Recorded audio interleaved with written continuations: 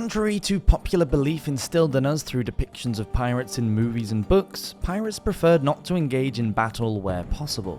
The risks were colossal and the stakes were, at oftentimes, not particularly high.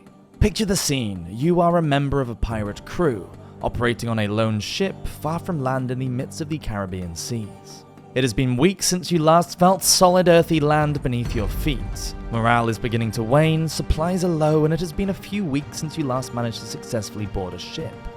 Everyone on board the ship, yourself included, are wanted by the powerful and imposing British Navy, an ever-present force on the high seas of the New World. An alarm sounds out of nowhere. A small fleet of naval vessels have been sighted on the horizon. Your crew are in no fit state to tackle this given the current circumstances, and heading to face the threat head-on would be a death sentence for all of you. Rather than fight, the captain steers the ship away towards land to weave in and out of the archipelagos closer to shore. It is safer this way. While that hypothetical scenario would have been a more commonplace series of events, there were still plenty of times throughout the golden age of piracy when pirate crews were indeed equipped to tackle the threat of the authorities closing in on them. More often still, there were plenty of circumstances when pirate crews had no choice but to fight. Backed into a corner with the military on one side and jagged rocks on the other, many pirate captains would opt to fight rather than run their crew aground and face certain defeat. Some of these battles were indeed spectacular, huge naval skirmishes that raged across the high seas of the Caribbean. And it is these battles that will be the subject of today's video. Today we will explore some of the most violent and dramatic exploits of some of the most notorious pirates ever to set sail the seas of the world. We will look at both pirates' successes and losses, including some of the last stands of the most infamous pirates in history.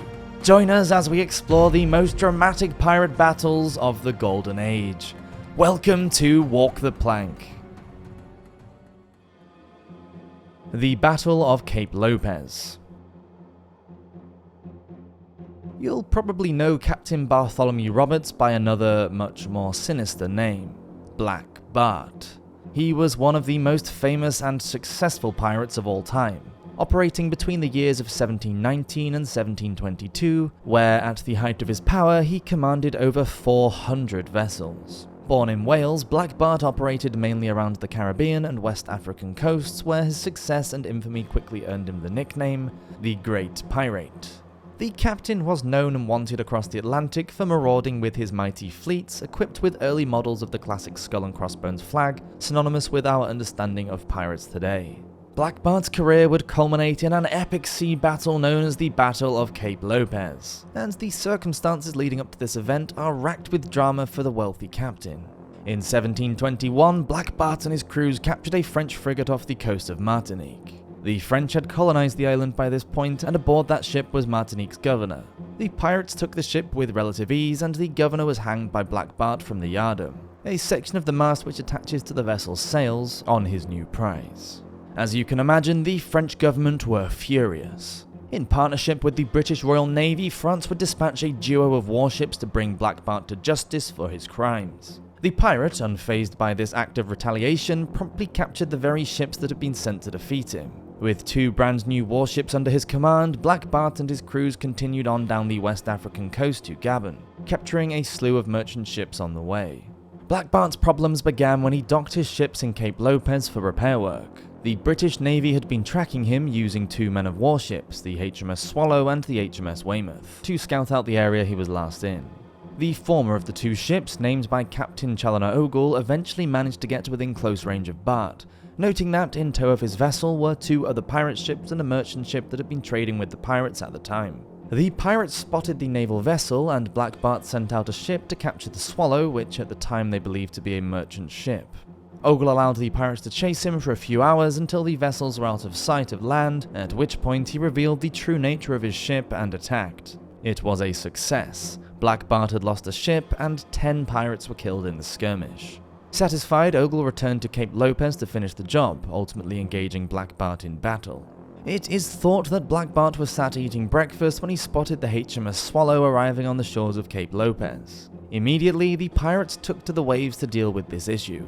At this point, it was a dire circumstance, and they now knew they were a ship down.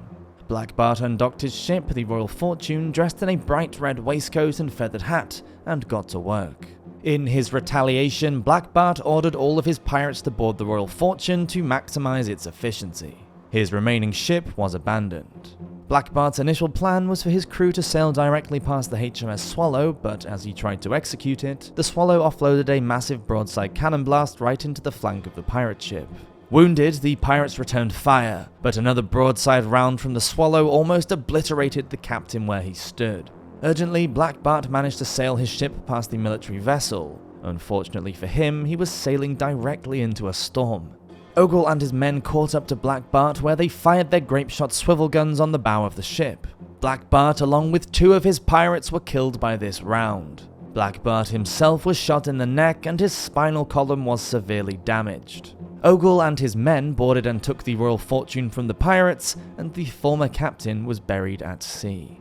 The battle continued with the remaining pirates on board the ship, but 3 hours later the pirates decisively lost and all were arrested. Out of the 272 pirates who were taken prisoner by Ogle, 54 were hanged, 37 were penalized in a lesser manner, 65 former slaves were sold back into slavery, and several pirates died on the route to the next dock. While Blackbeard's body sank beneath the waves, Ogle was knighted and made an admiral, gifted with treasures and gold for his exploits. Piracy in the Atlantic would never be the same again. The Charleston Blockade. The Charleston Blockade was one of the most infamous and successful achievements of Edward Teach, the notorious pirate known the world over as Blackbeard. He's a man who needs little introduction, and his life is one we've already covered on this channel, which we recommend if you'd like to learn more about his exploits. Operating in the Caribbean and British colonial territories of mainland North America throughout the 1690s and early 1700s, Blackbeard was a successful pirate captain who may have started life out as a privateer before he signed up with Benjamin Hornigold's pirate crew in 1716. After capturing a sloop, he was entrusted with its command, and Blackbeard would eventually set out on his own, with a newfound crew and a vicious taste for the pirate's life. Blackbeard's most infamous exploit is without a doubt the Charleston Blockade, an event that took place in the city of Charleston in what is now the US state of South Carolina. The feared pirate captain arrived in the docks of Charleston in 1718, shortly after acquiring his flagship from Benjamin Hornigold, the Queen Anne's Revenge.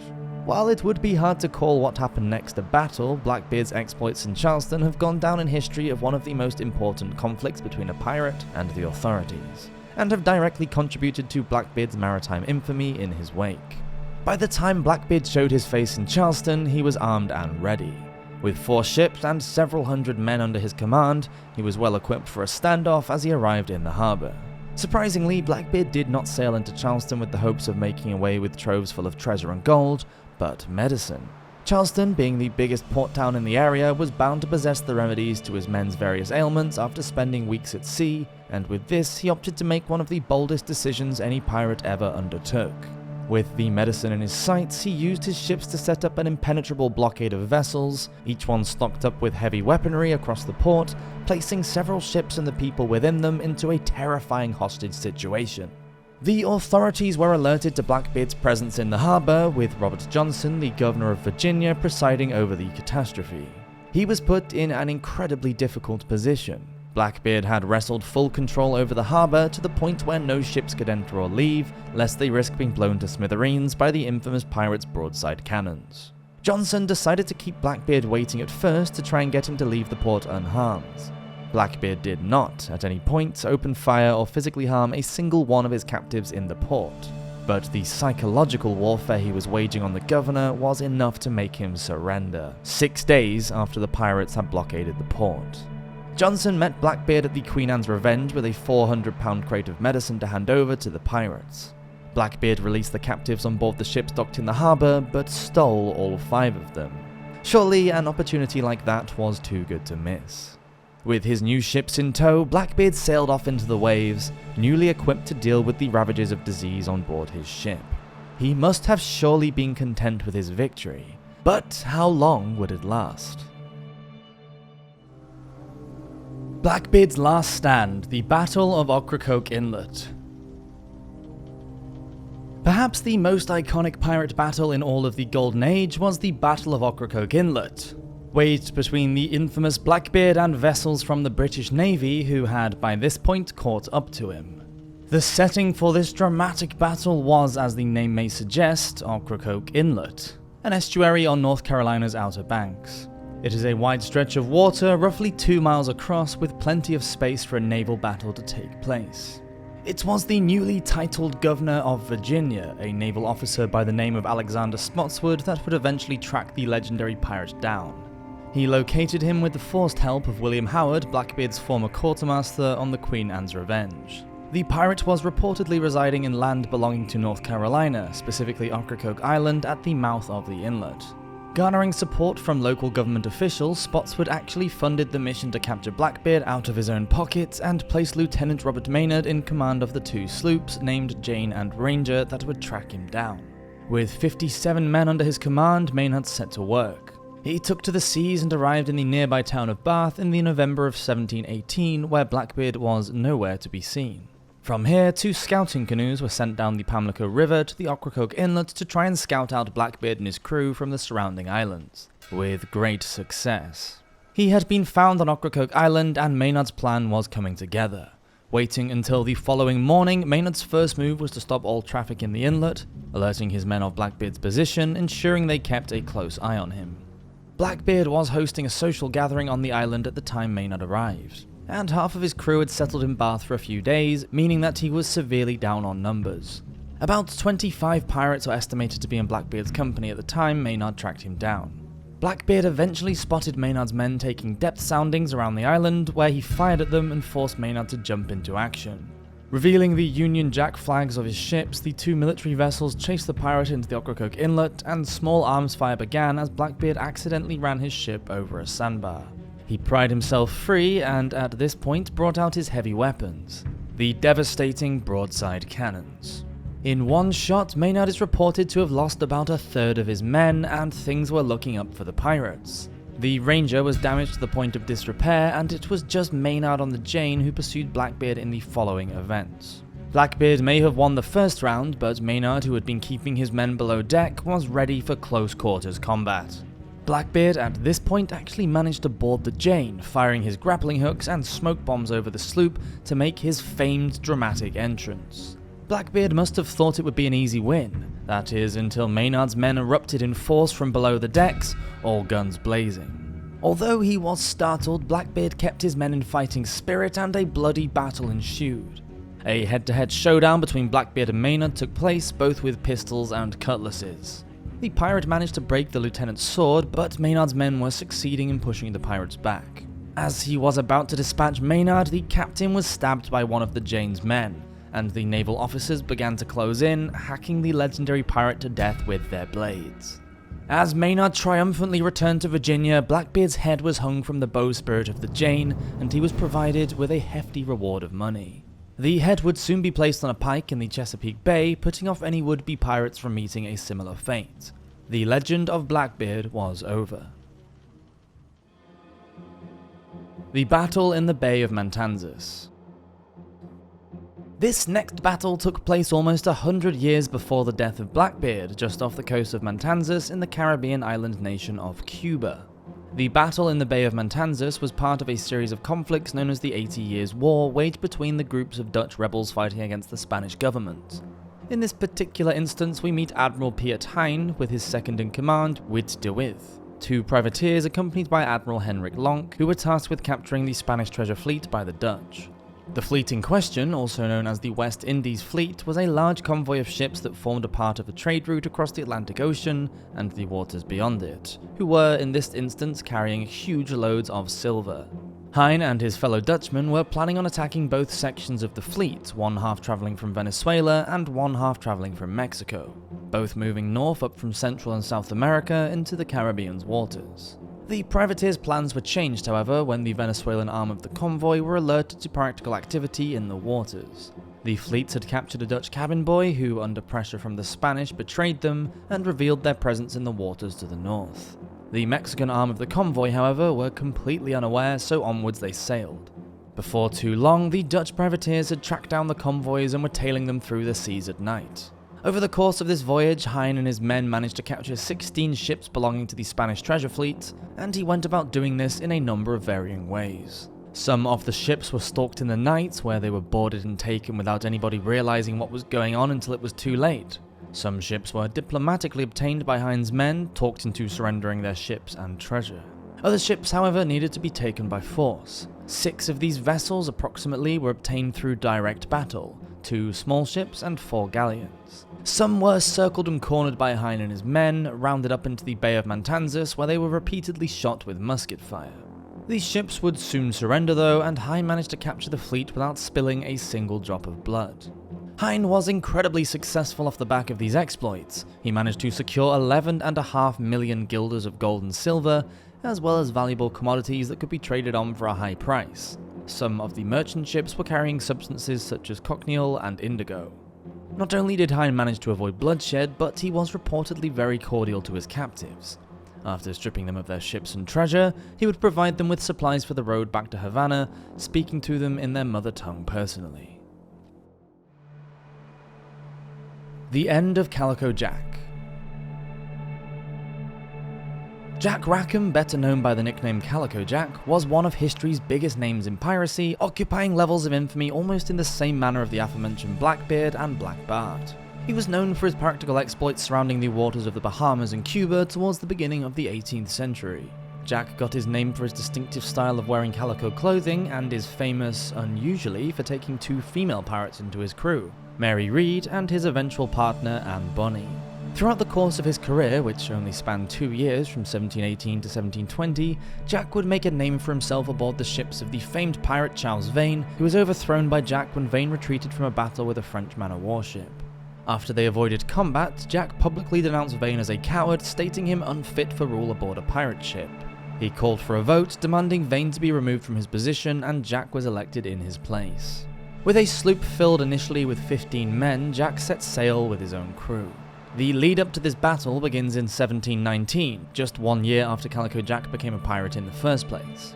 Upon being offered a pardon by the Crown, Jack sailed to New Providence to accept it.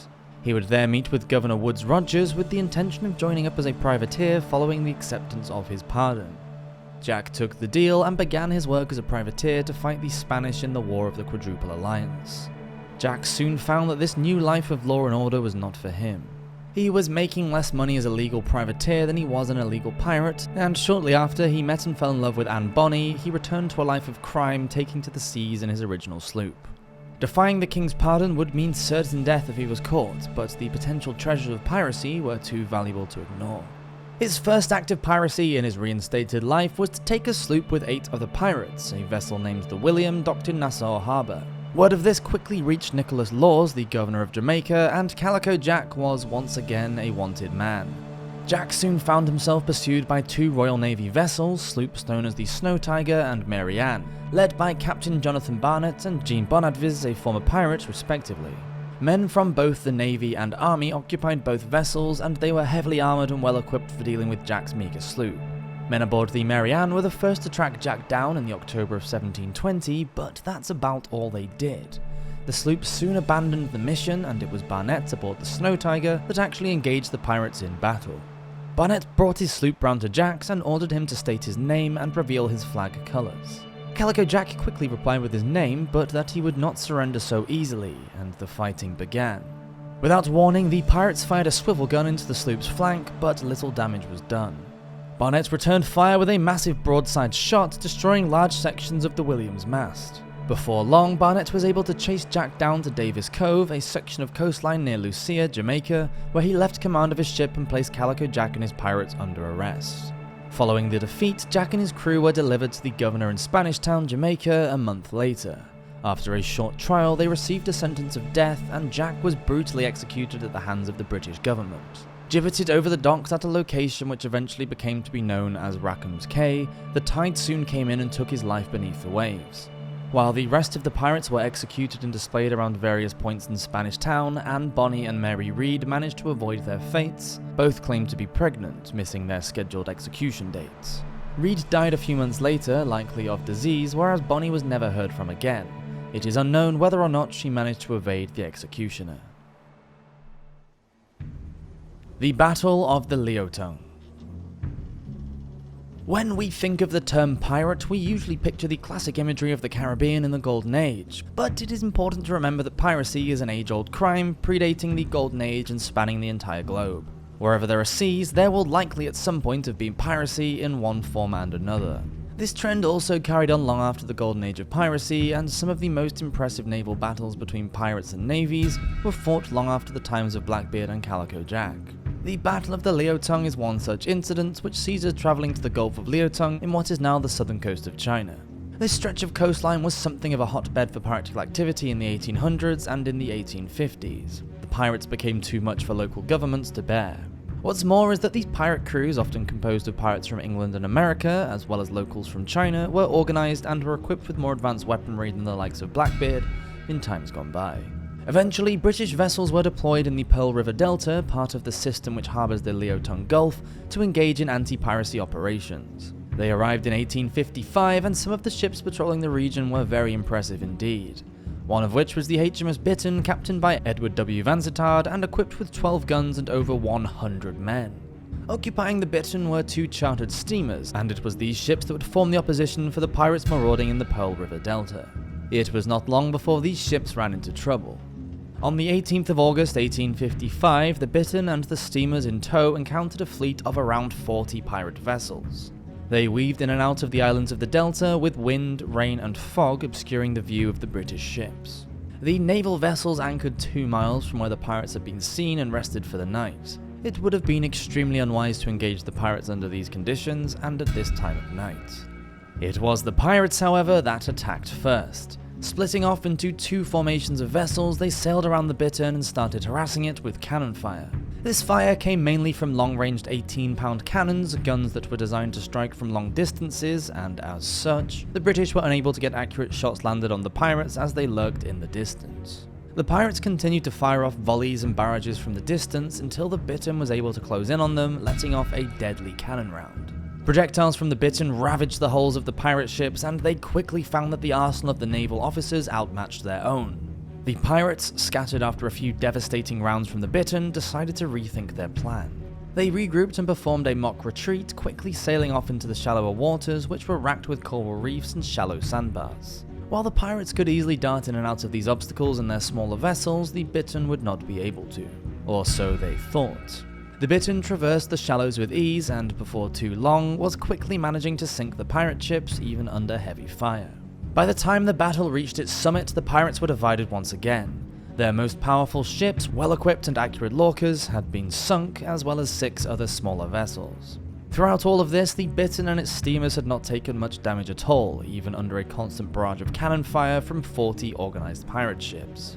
300 pirates are estimated to have met their ends in this battle, which only lasted 1 hour. Not a single man on board any of the British ships was harmed. The incident, however, does not end here. Routed, the pirates fled for New Chang, a port on the South China coast. Blockading the coast, they captured a slew of merchant vessels and took hostages, demanding $100,000 from the Chinese government. If they didn't get their money, they said, the hostages would die. As a show of how serious they were, one Chinese sailor was shot immediately, his body sent ashore in a basket for those on the coastline to see. Upon seeing the corpse, the Chinese government paid the ransom and the pirates returned the ship. Not before they demanded an additional $1,200 for each vessel they had held hostage. The violence did not stop there. Any ships who refused to pay or could not afford to were immediately slaughtered by the marauders, and their vessels were burned, sinking down into the bay. From here, the pirates fled once again, dispersing off into the Pearl River Delta. The Bittern, on its way back up north, intercepted 13 of the pirate ships, and yet another battle began. 1 ship was captured, an additional 10 were sunk. From here, the Bittern and the British Navy commanding her managed to wrestle control of the South China coast from the pirates. A while later, the ship was involved in the Battle of Shipu, where they brought famed pirate Eli Boggs to justice. The Golden Age may have been over, but piracy was very much alive and well in some areas of the world. Outro. So that is a collection of some of the most infamous pirate battles of the entire Golden Age. While some of these are not the biggest or most dramatic battles of naval history, they serve as a harsh reminder that the pirate life was not as glamorous as the movies and books make it out to be. Many pirates led very short careers, which often culminated in them being executed or killed in battle at the hands of the Navy, and this is the norm for many of the world's most influential pirates. Piracy was such a lucrative lifestyle that the governments could not afford to let it lie. Pirates were often captured as soon as possible, and their dangerous exploits were put to an abrupt halt. Who knows what kinds of misdeeds these pirates would have staged if they were not captured at such a premature stage in their careers. Thank you for watching this episode of Walk the Plank. Please hit that subscribe button if you're enjoying these videos, and I'll see you next week for another one. Have a great week. Cheers.